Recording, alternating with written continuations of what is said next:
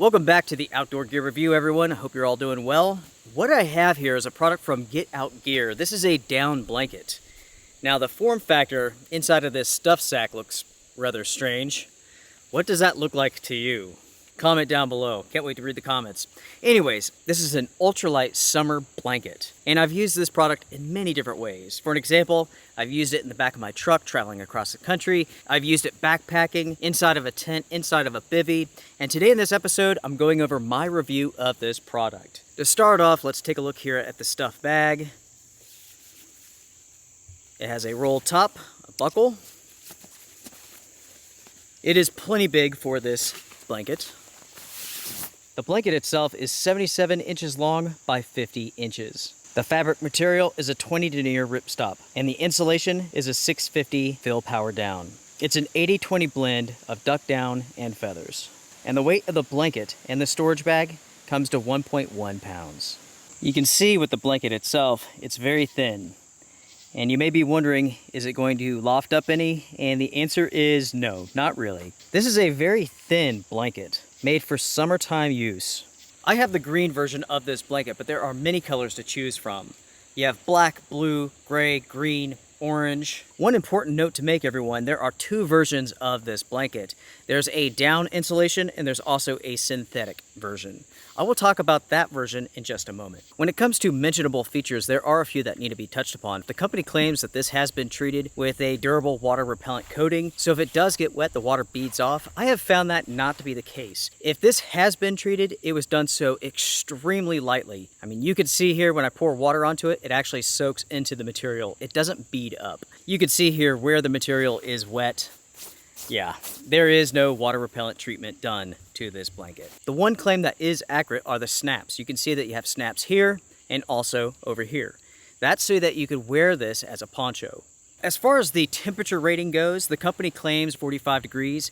I have found that not to be accurate. Temperature rating of a product like this is very subjective because everyone's different. Some people run hot, some people run cold. Men tend to be warmer than women, and with that being the case, at 50 degrees, I was comfortable with a shirt, with shorts and socks on. And I tend to run hot. Susie has also been testing out one of these. She has a blue one with the same insulation type, the 650 down, and she was cold at 60 and lower. And she is someone who definitely runs cold. Talking about a temperature rating for this blanket, I think the most important thing to keep in mind is that this is a 1 pound blanket. So you're looking at a very small amount of down inside of it. This is, in all truth, a summertime product. Now, you can extend this with other products and use it in cooler temps. You can also use this with, like, say, a sleeping bag to extend the temperature rating of that bag itself. So you can use this with a sleeping bag. You can also use a sleeping bag liner with this, and you could definitely extend the temperature rating of this. So there is some versatility here. But again, this is a summertime product all by itself. Now, everyone, let's talk about my pros and cons for this blanket, starting with the pros. So overall, the quality is good. The stitching is good. There's only like one loose thread that I saw, and it was very short, and it's somewhere on here.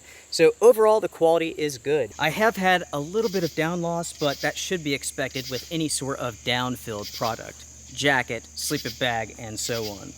Overall, it has not been bad. When I first got this product in, there was quite a few feathers, and I believe they were inside of the storage bag. I don't think they came through this product. In fact, I've only seen maybe 2 feathers actually come through this material. So overall, the down loss is going to be minimal, at least with my testing so far.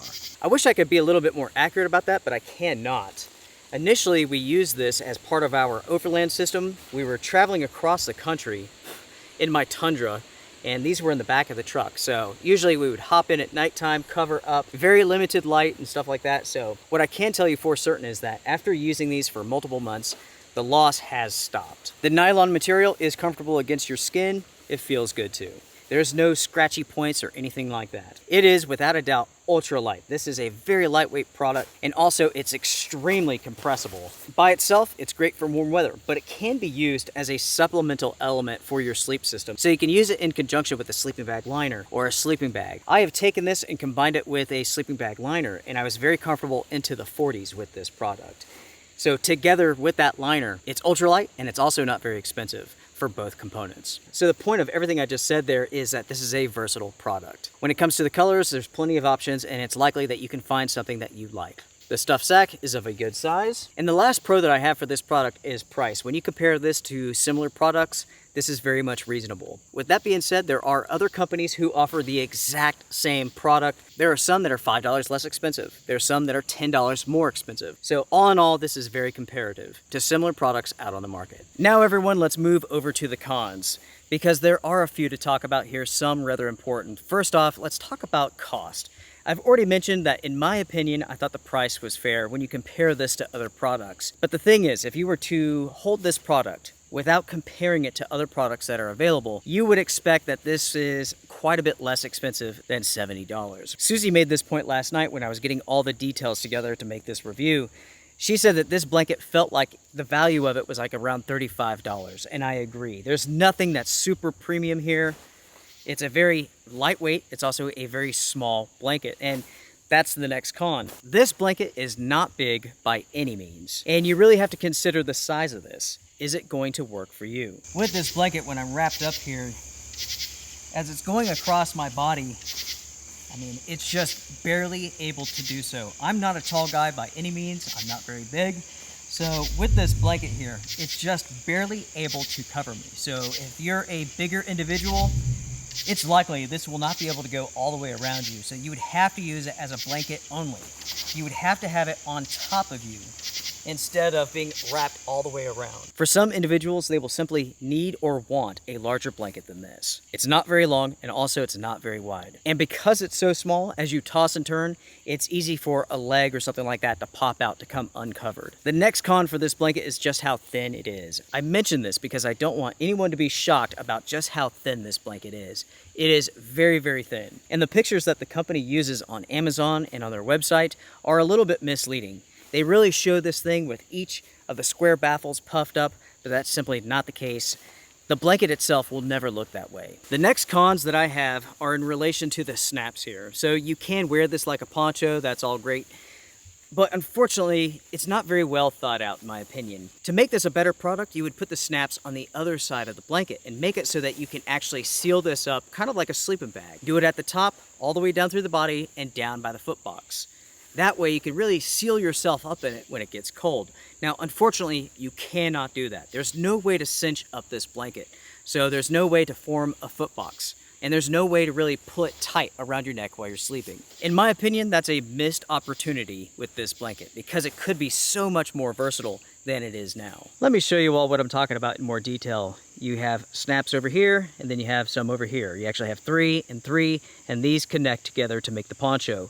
You do not have any on the other side, but what you need are snaps that go all the way down and over here all the way down. That way you can connect them together. That way you can seal yourself up inside of this like a sleeping bag. Also, you need a draw pull down at the feet so you can make a foot box. And having a draw pull up at the top would help as well. The next points that I'm going to talk about are issues with the company itself, and these are matters that the company needs to address and fix. When you go to look at these products on their website or on Amazon, you will be confused because the company states 2 different stats. As far as the dimensions go, they state that the blanket is 80 by 54 inches, and they also state that it's 77 by 50 inches. Which one is correct? Well, that is not an easy answer to come across. So on Amazon, you can ask questions and sometimes you will get answers. There's a ton of people asking questions. What are the real measurements of this blanket? The company has responded to a lot of questions, but none of the questions that deal with the size of this blanket. It looks like people who have purchased this blanket have answered that question.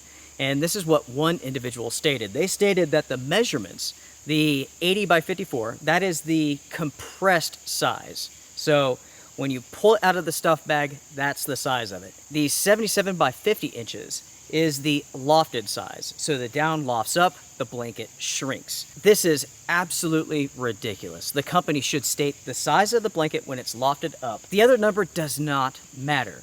It's super confusing, and I have no idea why the company states this information this way. It has created a ton of confusion and also some anger. There are reviews from individuals who have purchased this blanket and it's smaller than what was stated. Before going any further in this episode, everyone, I have a pro tip for you all. Down-filled products like this should not be compressed for long periods of time.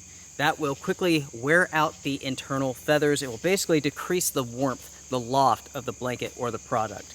So if you have a down jacket, don't leave it compressed. If you have a down sleeping bag, do not leave it compressed. With this blanket, do not leave it compressed for long periods of time. Compress it for your trip out, then take it home, unravel, and store. The next thing that they need to address is this. I've mentioned before that there's two versions of this blanket. There's a down version and also a synthetic insulation version. The name of the down version is called the Down Puffy blanket. The listing of the synthetic version is the Double Puffy blanket. When you hear me saying this, what do you think of? What does it sound like to you? It sounds like either the blanket is double thickness or it's double in size, but neither one of those is true. One is down, the other is synthetic. The synthetic blanket is slightly less expensive and also heavier. And both of the listings are very confusing. It's only in the small details that you will notice a difference between the two listings other than price. Everything else is the same when it comes to these blankets. I've seen comments online where individuals felt like the company was trying to be dishonest and was trying to pass off the synthetic version as a down version. I don't know if that's the case, but it definitely is confusing and it needs to be fixed ASAP. With this blanket, everyone, I have gone over a lot of information, so let's summarize this. Do I recommend this product? After using this product for a long period of time, I can see the use case for it. There is a time and a place for this blanket, and it does work well. For summertime use, this makes a lot of sense. Going into the fall, when used with another product, you can still have an ultralight setup. You can have this sleeping bag liner, and you can stay warm into the 40s. So you have a lightweight kit that's also not very expensive. So yes, I can give this product a thumbs up, but there are some limitations here, some of them rather big. While testing out this product, I was thinking about what I could compare this to, and that's a USGI Poncho liner. As far as temperatures go, as far as the temperature rating, they are about the same. They are good to roughly 50 degrees, and that's where this blanket is, roughly 50 degrees. A Poncho liner you can pick up for roughly 30, 40 bucks. This is $70. This is a little bit lighter weight than the Poncho liner, but the Poncho liner is bigger. So out of those two, which one would I go with? If the size of the blanket is important, go with the Poncho liner. If weight is important, go with the blanket. Now everyone, I want to hear from you. Make sure to comment down below, share your thoughts about this product. What do you all think? Make sure to hit the thumbs up because it helps the channel. You can support the Outdoor Gear Review if you want to. You can join Patreon. You can become a member here on YouTube. You can join the Wolfpack. The Outdoor Gear Review is all about sharing information, and that's that. I'm not here to sell products. I give it to you all straight. I don't hold back. So take care, be well, strength and honor.